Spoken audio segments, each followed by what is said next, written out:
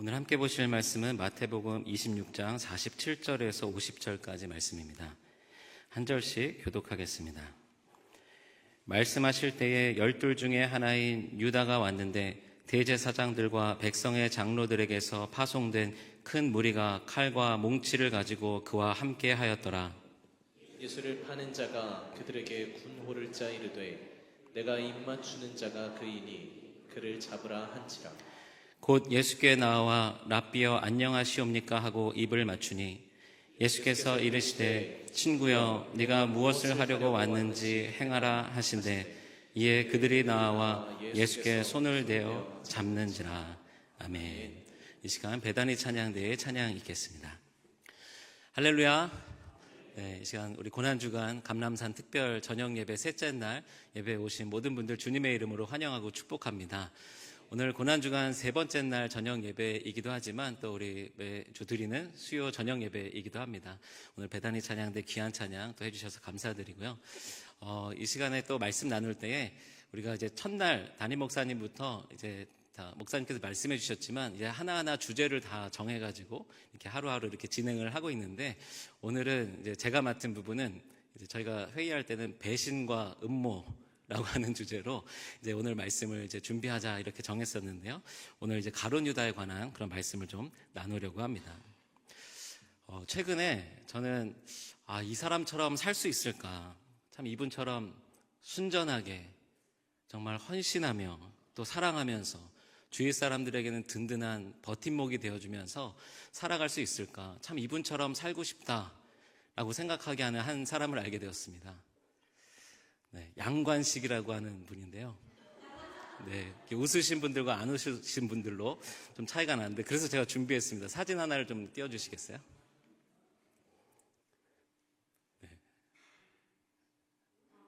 바로 저기 아이유 옆에 있는 분, 젊은 양관식인데요. 이제 됐습니다. 이제 다시 바로 박보검에서 저로 넘어오니까 부담스럽네요. 예수님이 아니라 다른 분을 제가 닮고 싶다 이렇게 얘기해서 죄송하지만 아마 이제 아까 이제 웃으신 분들은 다 이 드라마를 보셨을 것 같아요. 폭삭 속았수다라고 하는 드라마, 요즘 이제 인기 있는 드라마인데요. 여기서 이제 남자 역할의 주인공 이름이 이제 양관식이라고 하는 분입니다. 정말 이제 헌신적으로 또 가족들을 위해서 또 이렇게 정말 성실한 모습으로 살아가는 그런 이제 남자 주인공인데요.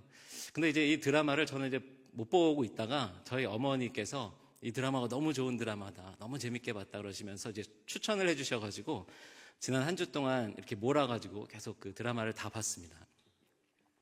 근데 제가 이 드라마를 보면서 너무 울어가지고 이게 이제 갱년기인가? 라고 하면서 제가 이제 그 드라마를 너무 몰입해서 봤는데요. 이제 드라마를 보면서 이제 자녀와 이제 부모의 그런 에피소드가 나올 때는 또 부모님이 생각나면서 계속 울고 또 남편과 아내의 에피소드가 나올 때는 또 아내가 생각나면서 계속 울고 또 여기서 아버지와 이제 딸의 관계가 또 나오는데 또 저희 그 딸이 생각나면서 막 울게 되더라고요. 그런데 이제 막 슬픈 장면이 아닌데도 웃긴 장면인데도 눈물이 나고 이제 보면서 여러 가지 공감이 되면서 여러 감동을 이제 받았습니다. 이제 못 보신 분들도 계셔서 예를 드는 게 죄송하지만 근데 이 드라마에 나오는 여러 이제 등장인물들이 있습니다. 근데 이제 보신 분들은 아시겠지만 뭔가 등장할 때는 주인공에게 해를 끼칠 것 같은, 피해를 줄 것 같은 그런 캐릭터들이 이제 등장을 하게 됩니다. 근데 이제 이 스토리들을 계속 보게 되면 처음에는 뭔가 나쁜 역할처럼 나오지만 나중에 알고 보면 주인공을 도와주고 또 주인공을 미안한 마음도 갖고 있고 그렇게 주인공에게 여러 도움을 주는 그런 주변 캐릭터들입니다. 그러면서 이제 저희 어머니께서도 그런 말씀 하시더라고요. 이 드라마를 보니까 나쁜 사람들이 없다. 다 나쁜 것 같지만 다 그 안에는 선한 마음 또 이렇게 좋은 마음들을 가지고 살아가는 사람들의 이야기가 이제 나온다. 저도 그런 것 같습니다. 이제 거기에 대표적인 그 나쁜 역할로 이제 학시 아저씨라는 분이 나오는데 그분에게도 나중에 결정적인 순간에 주인공을 도와주는 그런 장면이 나옵니다. 이제 무슨 얘기인지 모르겠다 이렇게 생각하시는 분들은 나중에 좀 기회가 되면 드라마를 좀 보시면 이해가 되실 것 같습니다.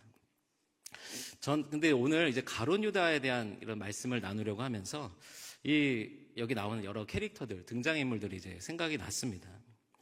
어쩌면 정말 이 세상에는 나쁘게 태어난 사람은 없다. 원래부터 그런 사람은 없었겠다라는 생각을 하게 됩니다.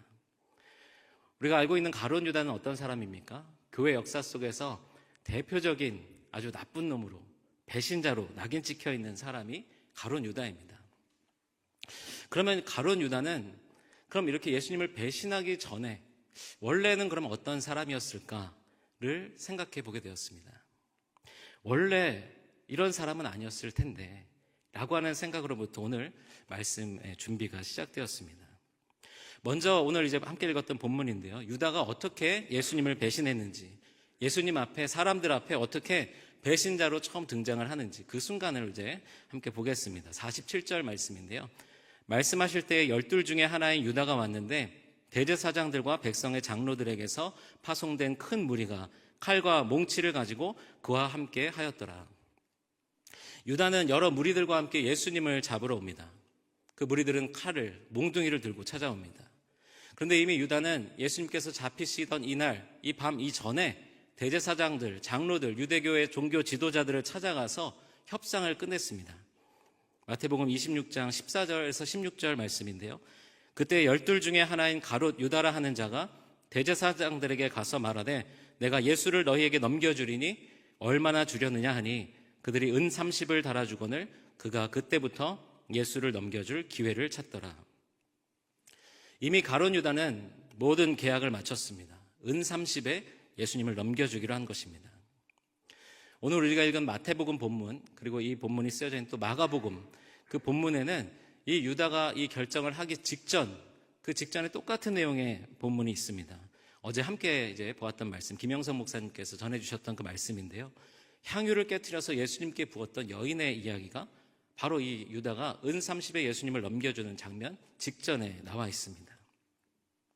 예수님께 값비싼 향유를 아낌없이 깨트려서 부었던 여인. 그런데 그 여인과 지금 은 30에 예수님을 팔아 넘기고 있는 유다의 이야기를 바로 연결해서 비교하고 있는 것입니다. 오히려 향유를 깨트린 여인에게 유다는 지금 그것을 팔아서 가난한 자들을 돕는 게 훨씬 귀하게 쓰였을 것이다. 이렇게 핀잔을 줬지만 정작 그랬던 유다는 은 30에 예수님을 넘기려고 하고 있습니다. 은 30, 실제로는 얼마 정도 되었을까? 여러 설명들이 있는데요. 당시 유대 지역에서 사용되던 은화가 아마도 데나리온 아니면 세겔일 것이다. 이렇게 이야기를 합니다. 그런데 이제 은화, 당시에 이제 그 동전 하나의 무게가 은 4g 정도 되었다고 합니다. 지금 현재 은 시세로 살펴보면 은 1g에 1,600원 정도 하는 걸로 되어 있는데요. 이를 바탕으로 은화 하나가 4g이니까 4g 은화 30개로 치면 은 30을 계산해 보면 19만 2천 원이 나옵니다. 예수님의 몸값으로 받고 19만 2천 원을 받고 예수님을 팔아넘겼다. 이렇게 지금 제가 19만 2천 원이라고 얘기하는데도 제가 판 것도 아닌데 예수님께 죄송한 마음이 듭니다. 근데 이제 다르게 또 계산을 해보면 예수님 당시에 시세로 보게 되면 은화 하나 1데나리온은 당시 로마 군인의 하루 급여였다고 합니다. 그러니까 하루치 품삯이라고 할 수 있는 것이죠. 어저께 또 이제 김영성 목사님 말씀해 주셨는데 이제 한 16만 원, 지금으로 치면 그 정도 된다고 이제 하셨는데 그러면 은 30개, 30 곱하기 16만 원 하게 되면 480만 원 정도 됩니다. 조금 더 비싼 가격이 되기는 하지만 480만 원을 받고 예수님을 팔아넘겼다? 그럼 왜 은 30이었을까? 사실 정확한 설명은 당시 은 30은 그 예수님 시대에 거래되던 노예 한 사람의 가격이었습니다. 그러니까 노예 한 사람을 팔 때에 은 30을 받고 팔았던 것이죠. 그러니까 보통 한 노예 한 명의 시세대로 유다는 그 값을 받은 것입니다. 유다는 그러면 왜 예수님을 이렇게 팔았을까? 중요한 것은 유다는 사실 예수님을 팔 자격도 없는 사람이었다라는 것입니다. 마태복음 26장 15절에 보게 되면 내가 예수를 너희에게 넘겨주리니 얼마나 주려느냐. 예수를 넘겨주겠다라고 합니다. 그렇게 흥정을 하고 있습니다. 당시에 어떤 사람을 다른 사람에게 넘겨주겠다, 값을 받고 넘겨주겠다라고 하는 것은 앞서 말씀드린 대로 노예 거래를 할 때에만 일어나는 일입니다. 그런데 예수님이 유다의 노예입니까? 유다의 소유입니까? 스승과 제자의 관계도 오히려 주인은 예수님이신데 가룟 유다는 철저하게 예수님과의 관계를 오해하고 있었던 것입니다. 은 30을 받고 넘겨준 것도 화가 나는 부분이지만 유다가 예수님을 배신하는 장면은 더 끔찍합니다. 오늘 본문의 내용입니다. 48절을 보게 되면 예수를 파는 자가 그들에게 군호를 짜 이르되 내가 입맞추는 자가 그이니 그를 잡으라 한지라. 곧 예수께 나와 랍비여 안녕하시옵니까 하고 입을 맞추니. 같이 온 무리들 중에는 예수님의 얼굴을 실제로 본 적이 없는 사람들이 있었습니다. 예수님이 누가 예수인지를 알지 못하는 자들에게 내가 가서 입맞춤으로 사인을 할 테니 내가 입맞추는 자가 예수인 줄 알고 그를 붙잡으라. 이렇게 사인을 맞춘 것입니다. 오늘 성경에 사용된 입맞춤이라고 하는 단어, 헬라어 원어는 필레마라고 하는 단어를 사용하고 있습니다.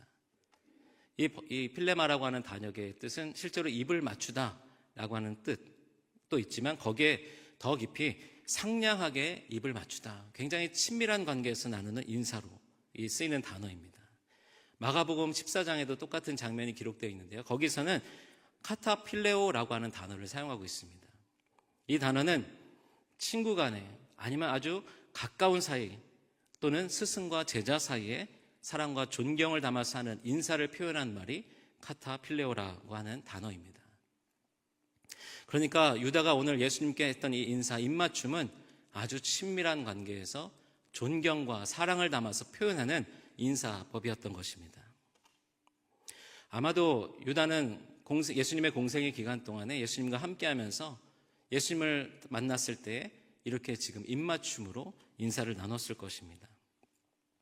반가움의 표시이고 친밀함의 표시이고 존경과 사랑의 표시를 이렇게 입맞춤으로 인사했던 것입니다.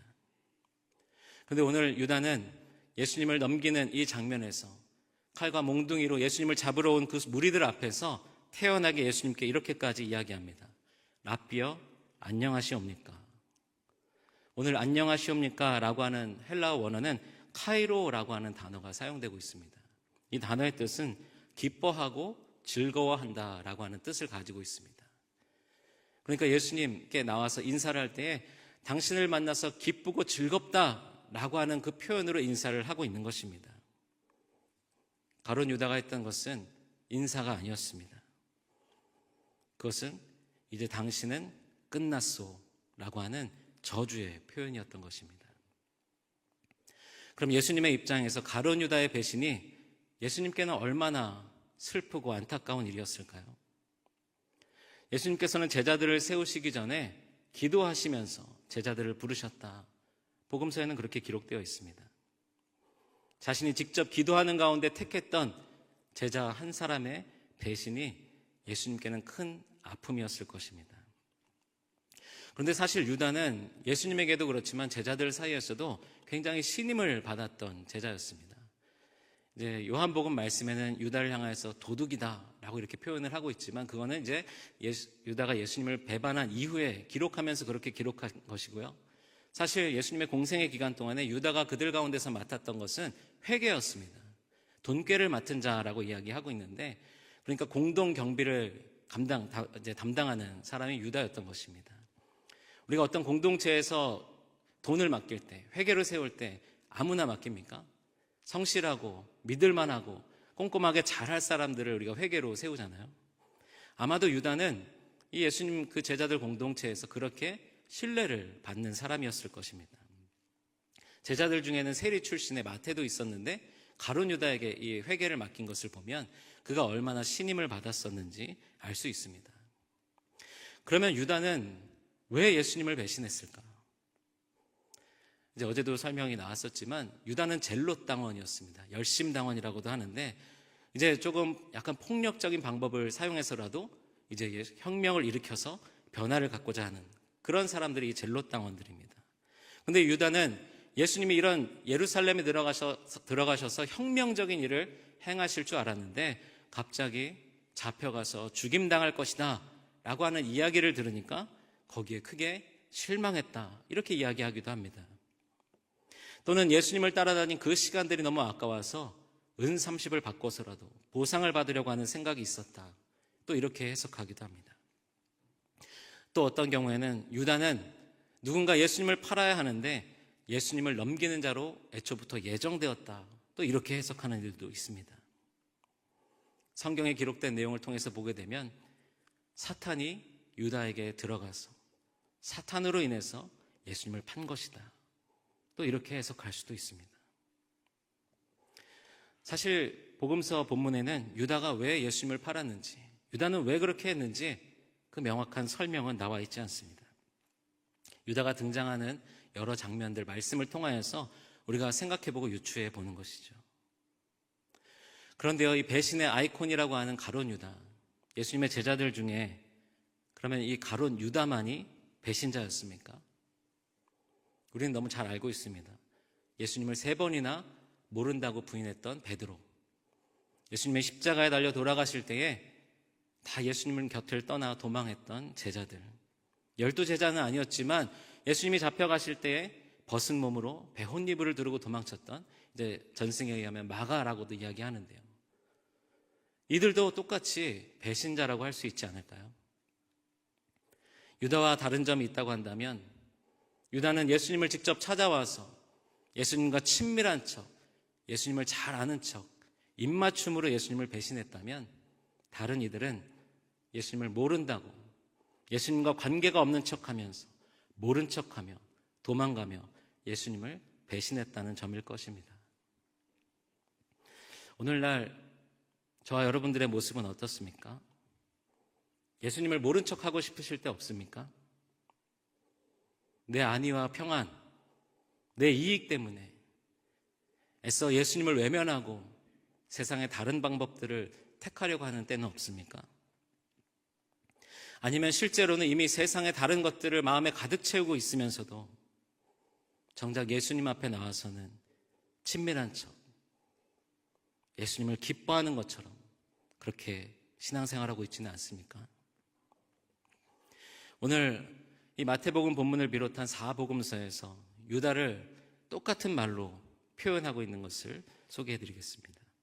마태복음 26장 47절, 말씀하실 때 12 중에 하나인 유다가 왔는데 대제사장들과 백성의 장로들에게서 파송된 큰 무리가 칼과 몽치를 가지고 그와 함께 하였더라. 마가복음 14장 10절, 12 중에 하나인 가룟 유다가 예수를 넘겨주려고 대제사장들에게 가매. 누가복음 22장 3절, 12 중에 하나인 가롯인이라 부르는 유다에게 사탄이 들어가니. 요한복음 6장 70절에서 71절, 예수께서 대답하시되 내가 너희 12를 택하지 아니하였느냐? 그러나 너희 중에 한 사람은 마귀니라 하시니, 이 말씀은 가롯 시몬의 아들 유다를 가리키심이라. 그는 12 중에 하나로 예수를 팔 자로라. 12 중에 하나.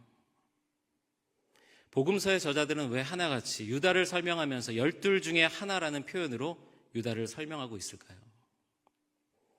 12 중에 하나, 다른 말로 표현하면 12 제자 중에 하나라는 표현입니다. 다른 말로 이야기하면 우리와 똑같이 예수님께 부르심을 받고 택함받았던 제자 중에 한 사람이다 라고 하는 표현입니다. 말씀을 준비하면서 이 표현이 저에게는 이렇게 들려왔습니다. 목사 중에 하나, 장로 중에 하나, 권사 중에 하나, 집사 중에 하나, 성도 중에 하나. 예수님에게 가룟 유다는 자신을 팔아넘긴 배신자이기 전에 예수님께서 기도하며 공을 들여 택하시고 세우셨던 제자 12 중에 하나였습니다. 오병이어의 기적을 행하실 때, 죽은 나사로를 살리실 때 함께 그 기적을 경험하며 비유로 말씀을 전하시며 풀어주시며 아끼셨던 제자 12 중에 하나였습니다. 함께 먹고 함께 자고 함께 동거동락했던 제자 12 중에 하나였습니다. 예수님께서 부활 승천하신 이후에 이제 이 초대교회에 놀라운 성령의 역사 가운데 성령의 충만함을 입고 복음을 전하는, 땅끝까지 주님의 복음을 전하는 사도로서 기대하시고 세우셨던 제자 12 중에 하나였습니다. 예수님을 따르는 동안 이 가룟 유다의 모습이 어땠을지를 생각해 봤습니다. 아마도 예수님의 기적을 보면서 다른 제자들처럼 모두 놀라고 기뻐하면서 예수님의 말씀을 듣고 비유의 말씀을 들으면서 천국의 이야기들을 들으면서 다른 제자들처럼 함께 가슴 벅차오르고 또 소망을 품었을 것입니다. 병자들을 고치시고 가난한 자들, 소외된 자들을 찾아가시는 예수님의 모습을 보면서 다른 제자들과 똑같이 우리도 예수님처럼 살고 싶다, 그렇게 생각했던 유다였을 것입니다.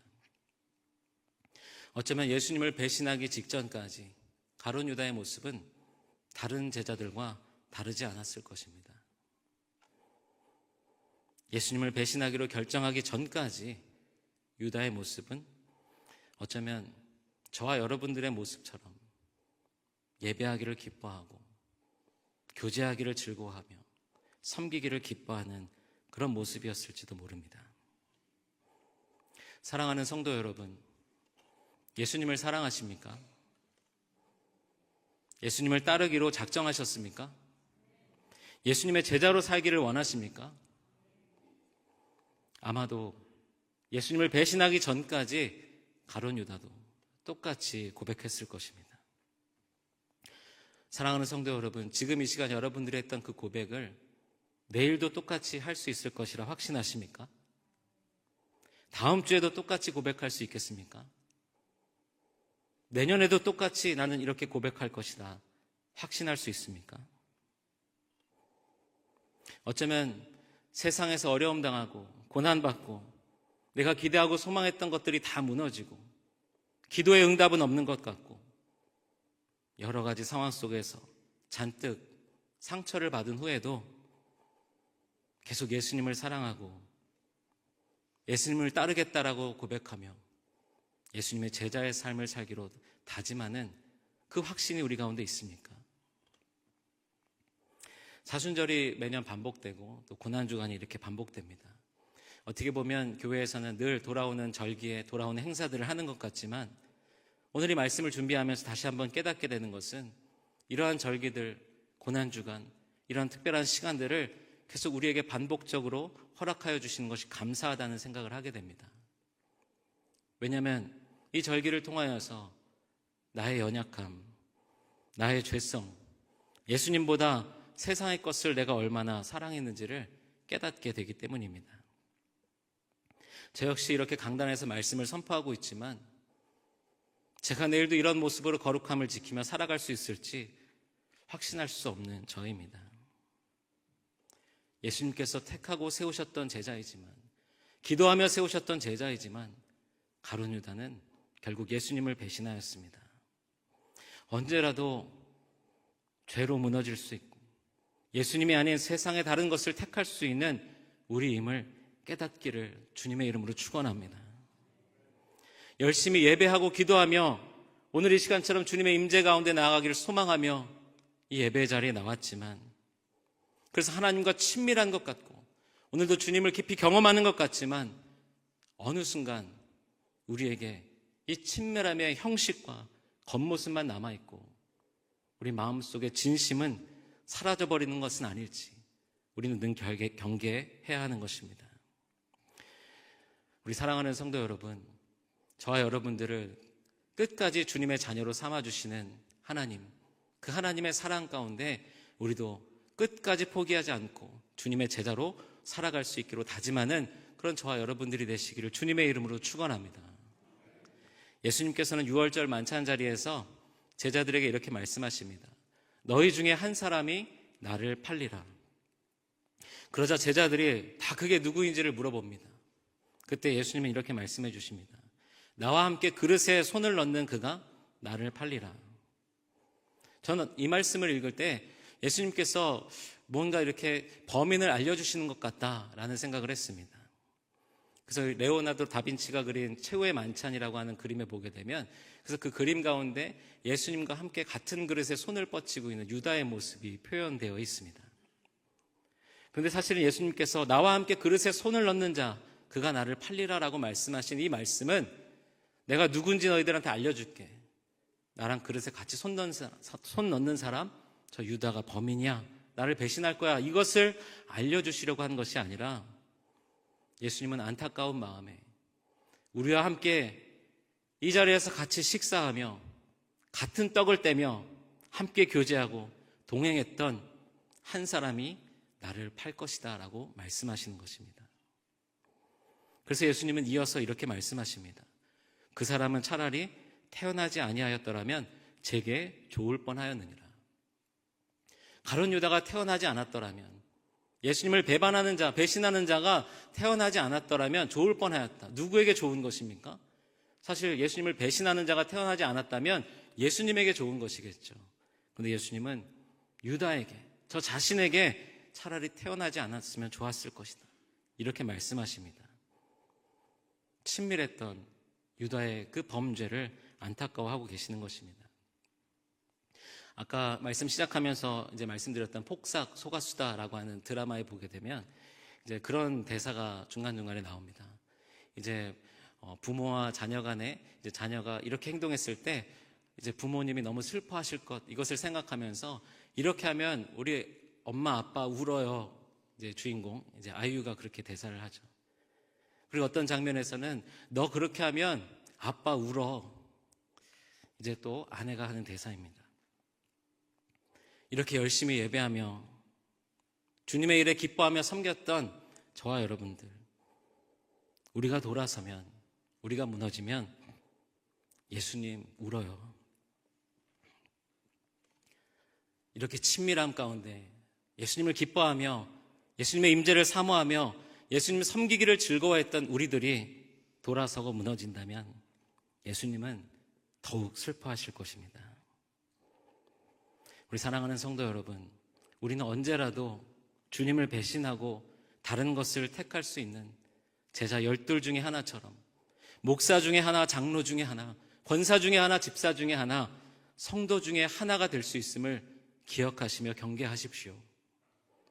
오직 주님의 십자가를 바라볼 때, 그래서 그 십자가에서 나를 위해 흘리신 예수 그리스도의 보혈을 우리가 의지하며 우리의 연약함을 고백하며 주님께 우리의 부족함을 회개하며 나아갈 때에만 우리는 이 12 중에 하나가 아니라 베드로와 같이, 요한과 같이, 다른 사도들과 같이 예수님의 기대대로 제자의 삶을 살아갈 수 있게 되리라 믿습니다.